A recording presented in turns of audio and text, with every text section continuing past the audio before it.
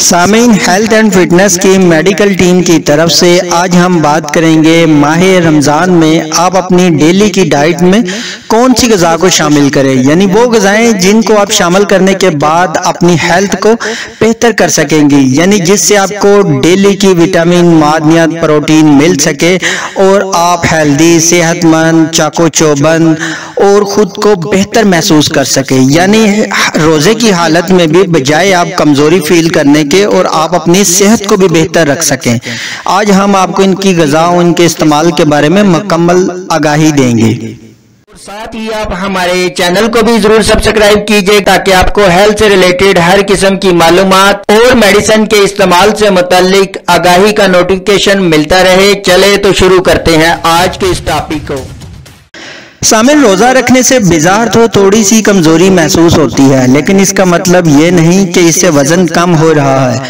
यहाँ हम आपको रमज़ान में सेहतमंद ग़िज़ा लेने, चटपटी और मुज़रे सेहत चीज़ों से परहेज़ के कुछ तरीके भी बताएंगे। सामिल, 3 खजूरें, जूस या पानी से रोज़ा इफ्तार करने में भी बड़ी हिकमत है, क्योंकि इस वक्त जिस्म को फौरी तौर पर तवानाई की ज़रूरत होती है, जो ग्लूकोज की शक्ल में दिमाग और नर्व को चुस्त बनाती है।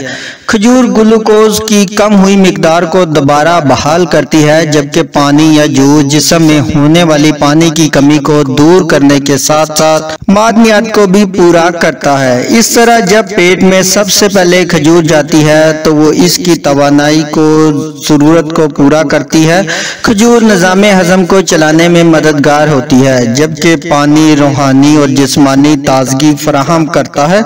यह प्यास बुझाकर मैदे को सुकून बख्शता है, इसलिए खजूर को लाजमी अपने डाइट प्लान का हिस्सा बनाएं। रमजान में ग़िज़ा का इंतखाब करते हुए बात हरगिज न भूले कि सहरी व इफ्तारी का ये खाना आपके दिन भर के रोजे को तक़वियत देगा। इसलिए डाइट प्लान में सही ग़िज़ा लेना ही अहम है, क्योंकि इफ्तार के वक्त खोई हुई तवानाई बहाल होती है। इसलिए इस वक्त ऐसी ग़िज़ा का इंतखाब किया जाए जो हमारी तमाम जिस्मानी ज़रूरियात को पूरा कर सके।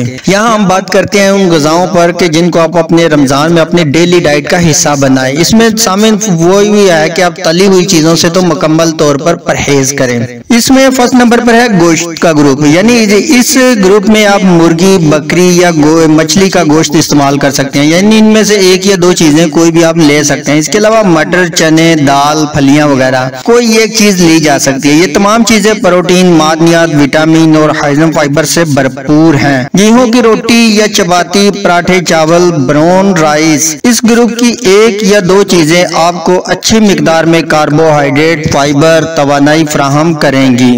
इसके अलावा दूध, दही, मक्खन, पनीर में से 1 या 2 चीजें कैल्शियम के साथ प्रोटीन भी फराहम करते हैं, जो जिस्म और हड्डियों की ताकत को बरकरार रखते हैं। अपने डाइट प्लान को मजीद सेहतमंद बनाने के लिए तेल की मिकदार कम कर दें।